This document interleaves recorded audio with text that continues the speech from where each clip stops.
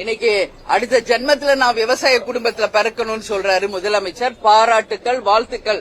நாங்கெல்லாம் விவசாய குடும்பத்துல பிறந்து விவசாயிகளாக இருந்துதான் இன்னைக்கு கேப்டன் மனைவியா தேமுதிகவின் பொதுச் செயலாளர் இங்க நிக்கிறேன். அது நாங்க மாறுதட்டி பெருமையோட சொல்லுவோம் விவசாய குடும்பம்.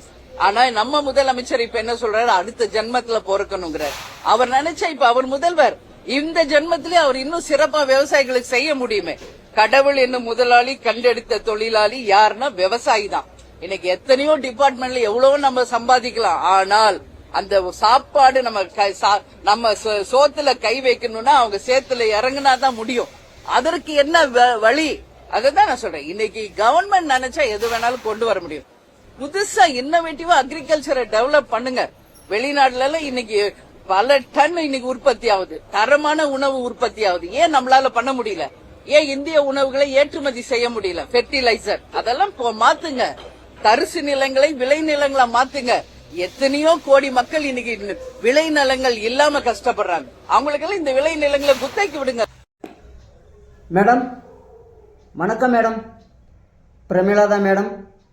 நீங்கள் விவசாயி குடும்பம் தான், நாங்கள் ஒத்துக்கிறோம், இல்லைன்னு சொல்லலை. விவசாய பற்றி ஒரு கேள்வி கேட்குறோம், அதுக்கு பதில் சொல்லிட்டீங்கன்னா உங்களை நான் விவசாய குடும்பம்னு நாங்கள் ஒத்துக்கிறோம். முதலமைச்சர் அடுத்த ஒரு ஜென்மம்னு தான் விவசாய குடும்பத்தில் பிறக்கணும்னு சொன்னார், அது பாராட்டக்குரியது. ஆனால் நீங்கள் விவசாய குடும்பம்னு இருந்து தான் வந்திருக்கீங்க, இல்லைன்னு சொல்லலை. விவசாயத்தில் எத்தனை நெல்லுகளுடைய வகைகள் இருக்குது.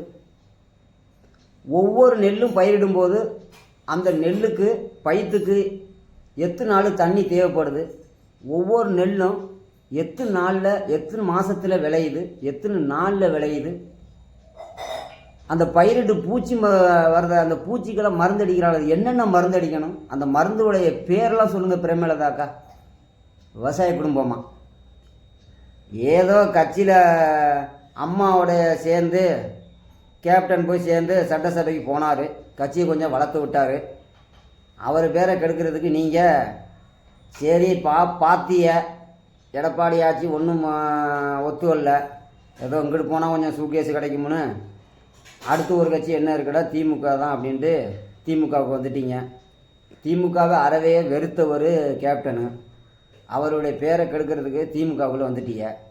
சூட்கேஸை வாங்கிட்டீங்க, நின்றுனீங்க, ஜெயிச்சிருவோன்னு எதிர்பார்த்தீங்க, அது ஊற்றிக்கிடுச்சு திமுக. இப்போ மறுபடியும் உள்ளாட்சி தேர்தல் வருது, ஏதோ ஒன்று பேசினா ஒரு சீட்டு கொடுப்பாங்க அப்படிங்க. நீங்கள் எத்தனை சீட்டுக்கா வச்சுருக்கீங்க பிரேமலதாக்கா?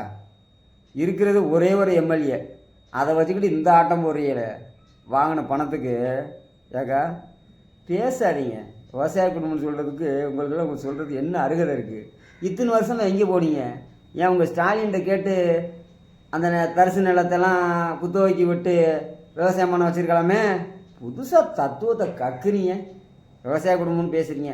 இந்த கேள்விக்கு விவசாயத்தில் என்னென்ன பயிரிட்டால் என்னென்ன வரும், ஒவ்வொரு நெல்லுக்கும் எவ்வளவு தண்ணி தேவைப்படுங்கிறத கொஞ்சம் சொல்லிட்டீங்கன்னு வச்சுங்க, நான் விவசாயத்து குடும்பம் ஒத்துக்கிறேன்.